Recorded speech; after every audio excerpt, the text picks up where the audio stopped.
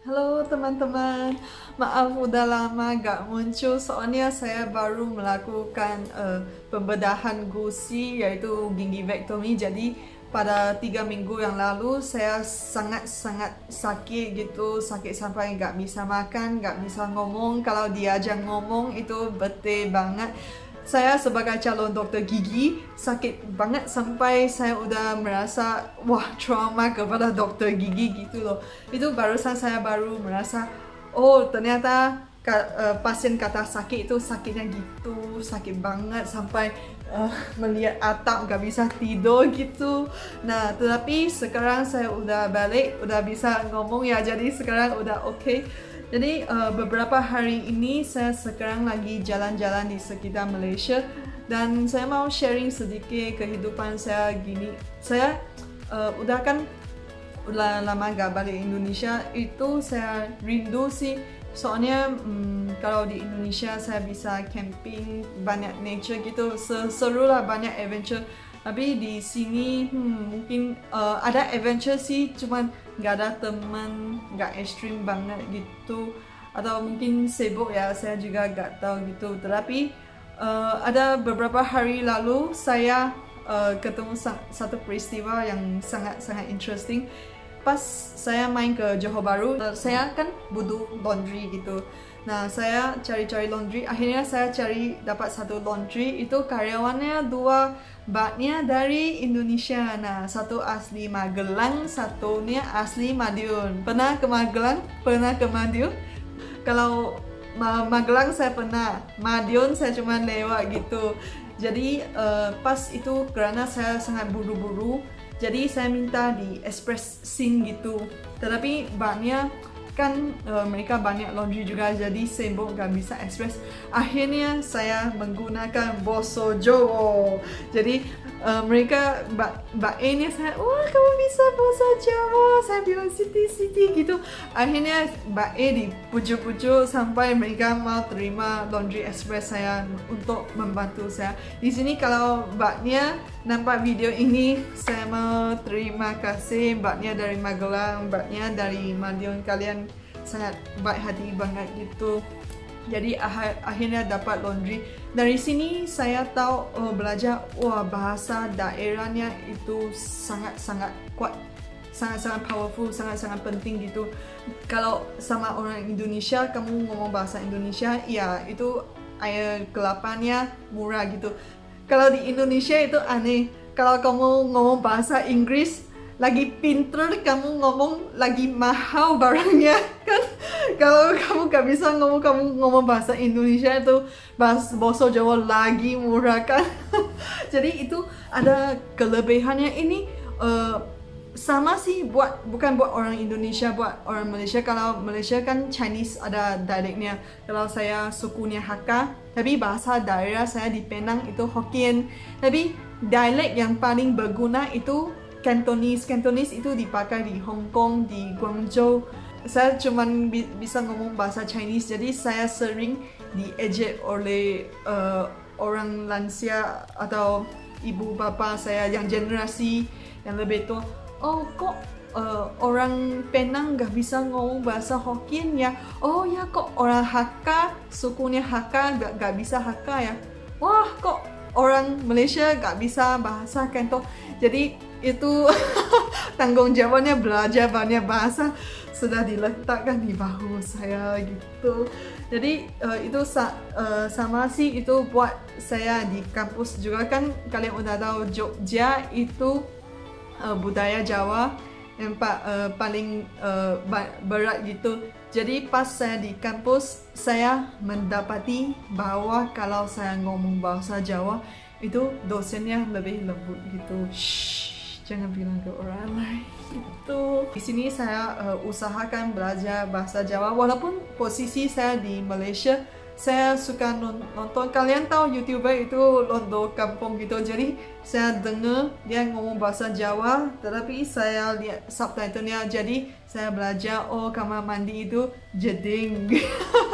Sebelum saya bikin YouTube channel ini, saya udah bikin banyak video dalam bahasa Tionghoa tentang Indonesia. Saya menjelaskan budayanya itu dan juga pengalaman saya kuliah di kampus. Seperti video pertama dan video kedua saya gitu, saya udah menjelas dalam Chinese dan itu sambutannya sangat-sangat hangat gitu. Itu mencecah 200,000 view gitu. Jadi bahkan saya sampai ke warung itu dikenali, oh kamu yang itu cewek yang ngomong tentang Indonesia ya gitu. Itu udah sampai tahap gitu. Jadi saya merasa sangat bangga saya bisa memperkenalkan budaya Indonesia kepada orang Malaysia gitu.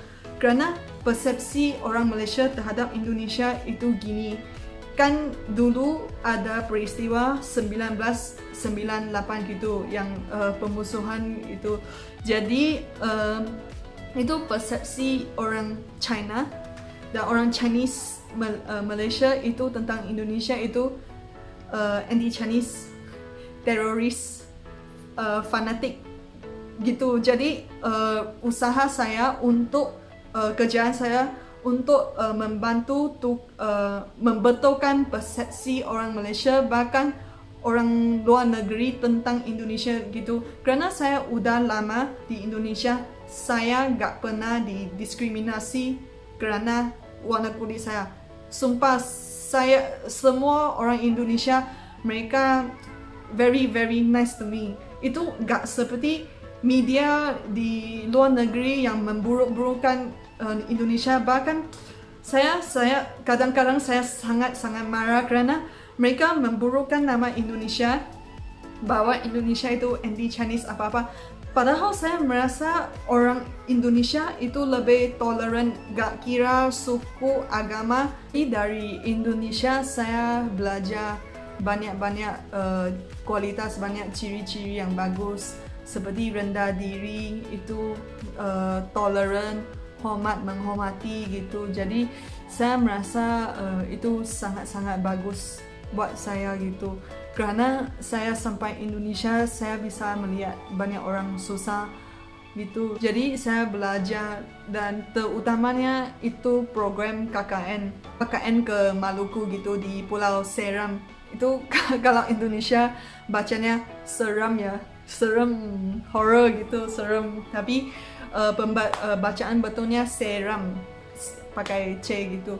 Jadi dari sana saya bisa melihat bahwa orang Indonesia gak kira di pojok mana, di Bali, di mana-mana, itu semuanya ramah gitu. Walaupun itu budaya mungkin beda, itu corak tenun batik beda apa-apa, tapi ramah tamah itu ciri universal semua orang Indonesia, itu fix. Jadi saya lihat banyak kesusahan dan orang desanya walaupun bukan wong sugi ya, tapi masih optimis, masih menghargai gitu, dan gak lupa budaya diri gitu. Jadi dari Indonesia saya juga belajar untuk menghargai budaya saya sendiri. Kalau orang Tionghoa Malaysia itu jarang pakai cheongsam. Bahkan saya udah hidup di bumi ini 26 tahun, saya gak pernah pakai cheongsam. Salah satu faktornya gemuk. Jadi itu gak penting. Pokoknya saya lebih menghargai budaya saya kerana saya belajar dari orang Indonesia, terutamanya orang Jawa, kerana saya sering ke banyak festival Jawa gitu. Jadi saya lihat mereka sangat-sangat menghargai, bahkan orang muda bisa menari the dance, Javanese dance, dan bisa main gamelan gitu. Bahkan saya nggak ada satu budaya ketionghoaan pada saya, paling kulit gitu. Jadi saya belajar gitu, dan saya juga suka orang Indonesia selalu ngomong tentang baik orangnya. Jadi pertama saya ketemu orang Indonesia, mereka bilang, oh kalian dari Malaysia ada Petronas Twin Tower gitu.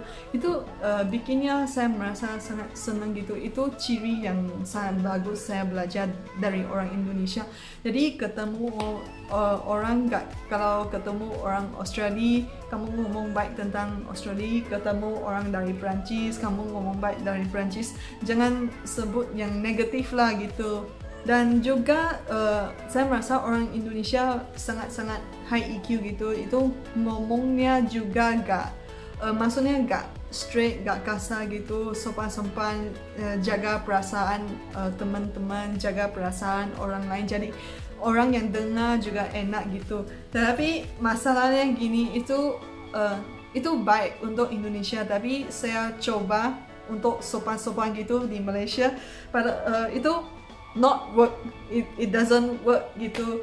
Jadi satu hari saya naik mobil teman saya, mobilnya Myvi baru gitu.